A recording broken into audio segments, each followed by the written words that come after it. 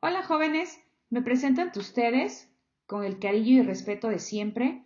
Mi nombre es Ingrid Guzmán Pérez y actualmente soy docente del Bachillerato General Oficial Quetzalcóatl, el cual está ubicado en la comunidad de Cacalozúchil y pertenece al municipio de Huaquechula. Para mí es un placer y honor compartirles el siguiente video y espero que les sea de su agrado y aporte los conocimientos que ustedes requieren para su desarrollo académico. El tema que se tratará a continuación es de suma importancia, debido a que es una etapa de nuestra historia y se denomina porfiriato. Espero les agrade. El porfiriato-porfirismo es una etapa de nuestra historia que comprende del año de 1876 a 1910 y cuyo protagonista fue el general Porfirio Díaz. Este personaje muy importante para nuestra historia gobernó el país durante ese periodo, con excepción de un lapso de 4 años.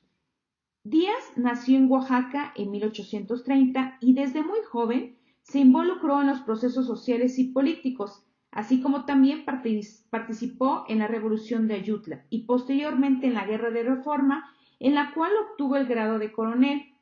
Durante la Guerra de Intervención Francesa fue considerado un héroe al tomar la Ciudad de México en junio de 1867 y durante la restauración de la República de 1867 a 1876, Díaz jugó un papel relevante al encabezar al grupo de militares que se sentían marginados de la política y del gobierno de Benito Juárez y de Lerdo. Díaz llegó a la presidencia gracias al Plan de Tuxtepec, que fue un levantamiento armado en contra de la reelección de Lerdo. Díaz no creía en gobiernos breves y desde el principio buscó su permanencia al frente del Poder Ejecutivo y también planteó una forma de gobierno que impusiera la paz, es decir, la paz porfirista o paz forzada. Porfirio Díaz era un hombre muy inteligente y también era conocedor de la historia.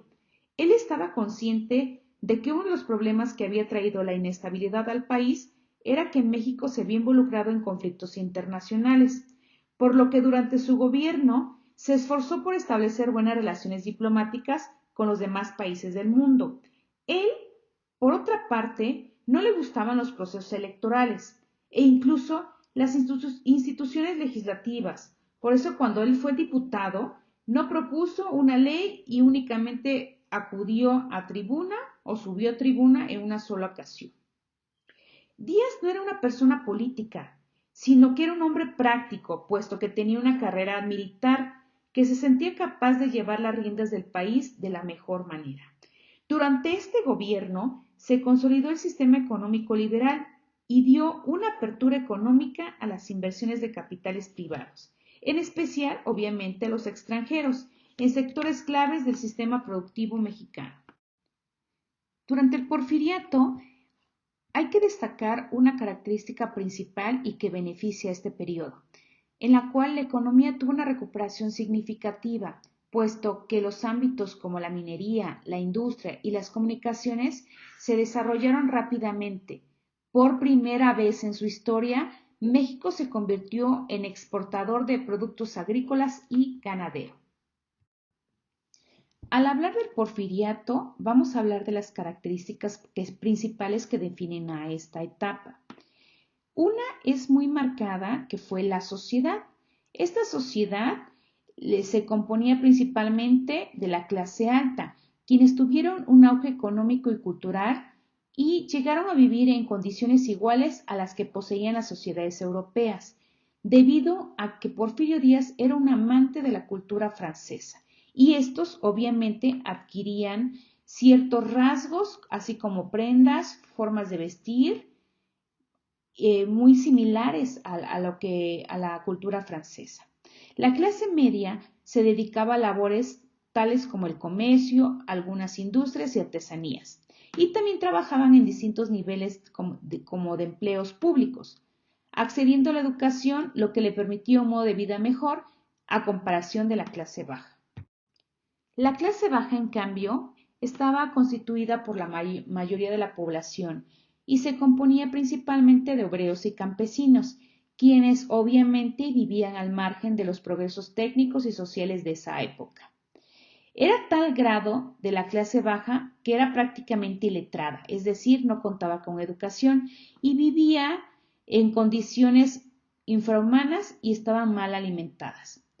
Las jornadas de los campesinos apenas aportaban alimentos básicos suficientes como maíz, chile, jitomate, calabaza y frijol y eran la base alimentaria de la mayoría de la población.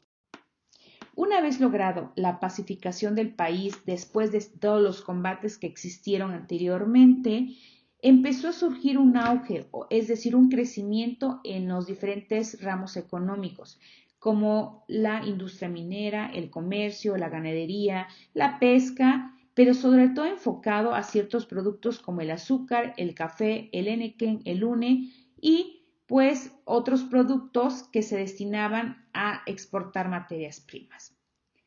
Otro rubro importante fue el capital extranjero. Dentro de todos los cambios económicos que existieron, obviamente hubo una marcada capitalización extranjera, la cual trajo inversiones de bancos extranjeros principalmente, y con esto se logra un gran avance en la construcción de ferrocarriles, la industria petrolera y las industrias textiles.